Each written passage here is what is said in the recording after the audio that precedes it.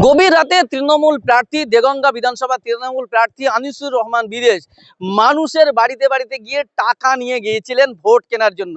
আর হাতে নাতে ধরলেন গ্রামবাসীরা, আর ধরে রীতিমতো তাকে চোর চোর স্লোগান দিয়েছেন। হ্যাঁ, একেবারে দেগঙ্গা বিধানসভার ঘটনা। সেখানে তৃণমূল প্রার্থী আনিসুর রহমান বিদেশ তিনি টাকা দিয়ে মানুষের ভোট কিনতে গিয়েছিলেন, আর সেখানেই গ্রামবাসীরা ধরে তাকে চোর চোর স্লোগান দেয়। মূলত কি হয়েছে বিস্তারিত জানাবো প্রতিবেদনে।